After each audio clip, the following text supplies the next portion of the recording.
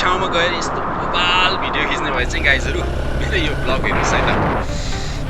मौसम गर्मी छ, घाम चम्किरहेको छ अनि तपाईँलाई अल्छी लागिरहेको छ र समय छ भने चाहिँ यो डेस्टिनेसन तपाईँको लागि एकदम स्विट हुनसक्छ। तपाईँसँग धेरै समय छैन, 2-3 घन्टा मात्रै छ अनि बोरिङ पनि लागिरहेको छ, गर्मी पनि भइरहेछ भने चाहिँ ल निस्किहाल्नुहोस् यो ठाउँको लागि है त। होइन, काठमाडौँबाट यस्तो नजिकै कहाँ छ होला र यस्तो शीतल दिने, मन भुलाउने, अल्छीपना हटाउने भनेर तपाईँहरू सोचमा पर्नुभयो होला। अब भन्नुहोस् त, बुढा नीलकण्ठ मन्दिर तपाईँको घरबाट टाढा छ? छैन नि होइन? हो, टाढा छँदै छैन रहेछ नि। मैले नि गुगल म्यापले सोधेको जोरपाटी चौकबाट यो चिसिने झरना भन्दो रहेछ त्यसको नाम चाहिँ। त्यहाँसम्मको लागि लोकेसन मागेको मैले 12 किलोमिटर मात्र देखाएँ है त। अब कसरी जाने भन्ने कुराको लागि चाहिँ बुढा नीलकण्ठ मन्दिरलाई नै पहिलो टार्गेट बनाएर अनि त्यसपछि दोस्रो टार्गेटमा चाहिँ हामीले चिसिने झरनालाई राखेर निस्क्यौँ। शहीद पार्कको बाटो हुँदै जगडोलको भाइरल रोड हुँदै अब हामी बुढा नीलकण्ठतिर लाग्यौँ। अब रोड कस्तो होला भनेर त मैले भनिराख्नु नपर्ला, तपाईँलाई भिडियोमा देखिसक्नु भयो। आहा, पिच रोड हेर्नुहोस्, बबाल छ एकदम। अफ रोड भनेर छँदै छैन। आनन्दको बाटो छ है, दिन पनि खोलिरहेछ। आहा, गर्मी पनि बढिरहेछ। अब गएर सट्ट पानीमा डुबुल्की मार्ने हो, पौडी खेल्ने हो, झरना हेर्ने हो, रमाइलो गर्ने हो है गाइजहरू। ल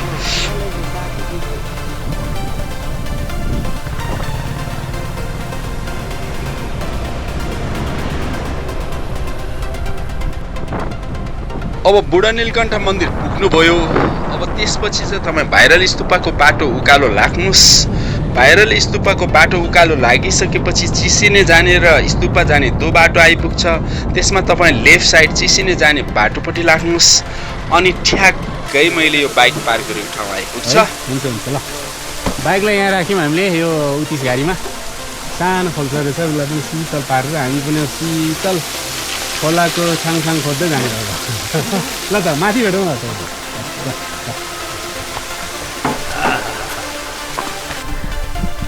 होमस्टेहरू टन्न रहेछ यार यहाँतिर है। ल यहाँ चाहिँ बाटो बनाउँदै रहेछ।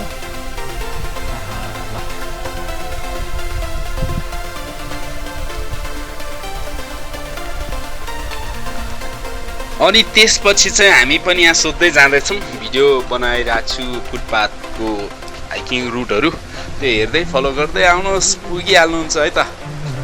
झर्ना कताबाट जाने हो आमै? झर्ना जानलाई यो गोरेटो बाटो। ए ल धन्यवाद।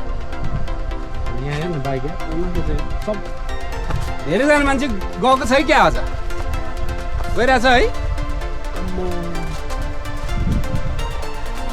सिस्नु पनि टन्न रहेछ यार। हो ल, अलिकति हिँड्नु पर्दो रहेछ झर्नु जानलाई।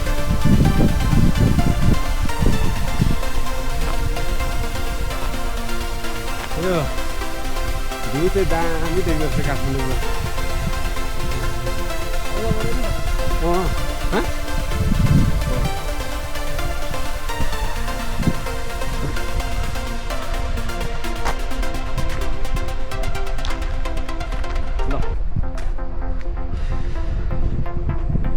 काठमाडौँ सहर हेर्दा लाग्छ र भन्दै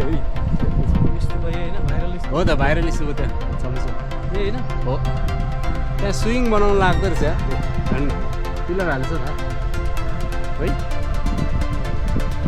ल एयरपोर्ट धरारा है, स्वयम्भू ल पेटो गुम्बा अनि कपन खाल्डोमा त नि सम्मै छ त है। उहिले ताल भनेको हो क्या साँच्चै हो। गर्मी हप्सा घाटेलो झरनाको गोरेटो बाटो लाग्यो हामी।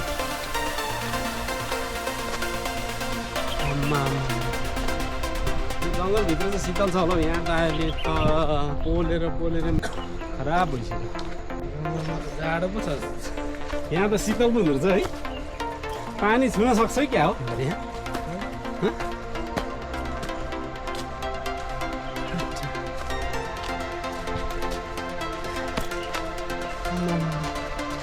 झर्ना कहाँतिर रहेछ? झर्ना कहाँतिर रहेछ? सिधै अगाडि तपाईँ जानुभएको कि जाँदै गर्नु? गएर फेरि तल झर्न सोचेको थियो होइन, तर माथि तल खोजिरहेको। तल खोजेको भेटेन?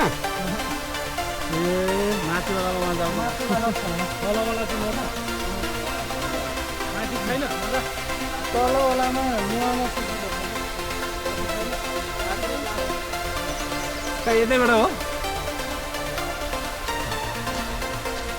हाइकिङ ट्रायल चाहिँ अलिकति अप्ठ्यारो रहेछ है सबैजनालाई। यसो खुट्टा मात्रै टेकेर नभ्याउनु रहेछ, कहिले कहिले चाहिँ हात पनि टेक्नु पर्दो रहेछ हौ। ल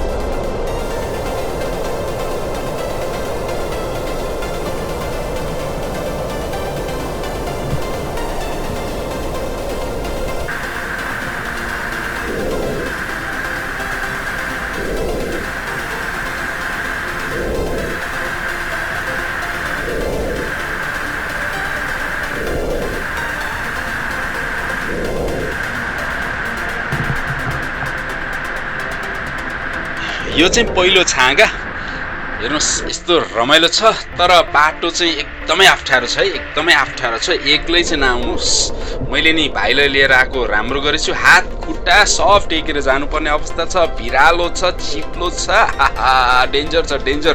त्यही भएर साथी लिएर आउनुहोस्, झर्नाको मजा लिनुहोस्। अब झर्नाको भिडियोहरू हेर्नुहोस्, म के गरिरहेको छु, कसो गरिरहेको छु, त्यो हेर्न मन लागेको छ भने नि हेर्नुहोस्।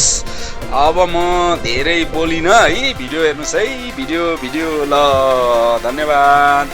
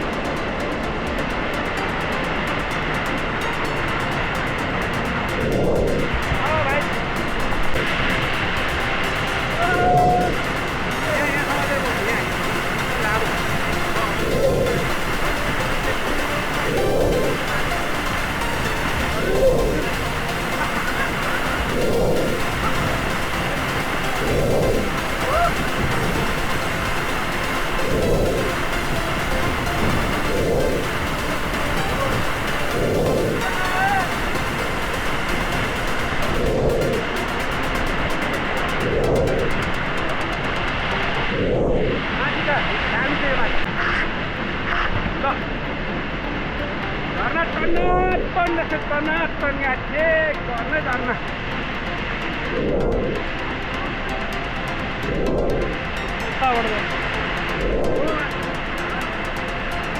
त्यतिको बनाउने हो रिल हाल्ने हो युट्युब छ मेरो फुल सर्दियो भन्ने छ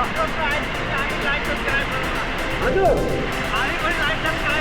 ए हुन्छ मेरो फुल सर्दियो लामा भन्ने छ फुल सर्दियो युआर फुल युआर जे सर्दियो म यहाँ सिक्किने भनेर हाल्छु हामीलाई पनि आउने हुन्छ आइरहेको छ चित्राहरू धनाधन चित्राहरू ए भन्नु छ कि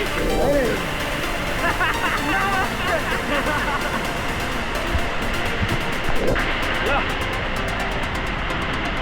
काम गर्नु गएपछि खोल तर्न गाह्रो हुन्थ्यो सहर छिरेपछि खोलो खोज्नु रहेछ यहाँ मुनिबाट झ्याप्चा छिर्नुपर्छ नि भाइ